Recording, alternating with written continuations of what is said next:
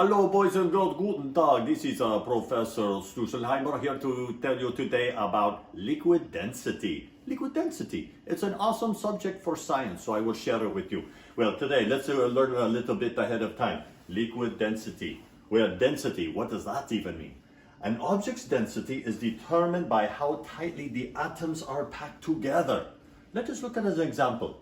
So here we have two objects the same size. This is a brick. This is a sponge. This brick, the atoms are packed very tightly, makes it very heavy. It has high density.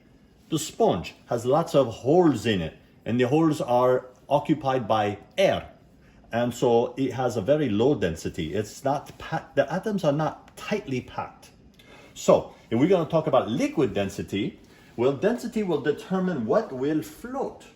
So objects that have densities lighter than water will float. For instance, if you look at the piece of styrofoam and you put it in water, it has less density than the water, so it floats. Same with cork and wood. Now, what we're going to do today is a little experiment with the different densities of different liquids. For instance, we're going to do 6 objects today. 6 different liquids. They all have 6 different densities. We will put the object with the most density on the bottom, so it will stay there, and we will layer it. So what I've done already is started it with the first 5 liquids. When you look at your slide, you will see that all the directions on how to do this. So what do I have here? I have honey, little clover honey, that's at the bottom here, and after that I have corn syrup. Now they've kind of blended together already a little bit. It's all about the same color. I have corn syrup right here. After that, I have water. No, actually, after that, I have I believe I have the dishwashing soap. Then the water. I have those two. And finally, I have vegetable oil right there. Well, I have one more to do. This takes a while. You have to kind of clean between you do each one.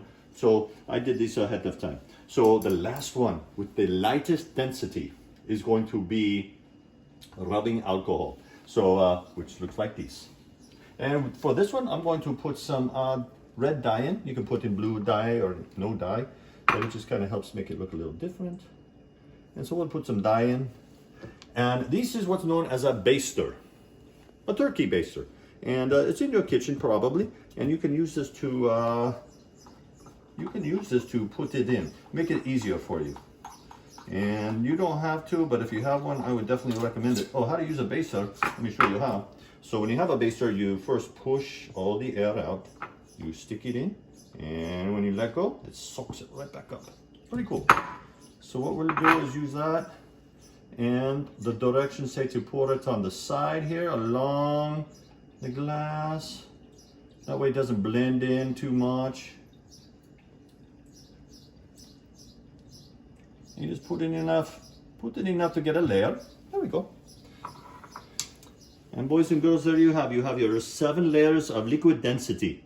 And it's in the right order, so lightest, then a little heavier, little more density, honey. Honey was the hardest to put in. It has so much density, it is so thick. And the rubbing alcohol has very little density, very light. Well, boys and girls, I hope you enjoy doing your experiment. And until next time, auf Wiedersehen!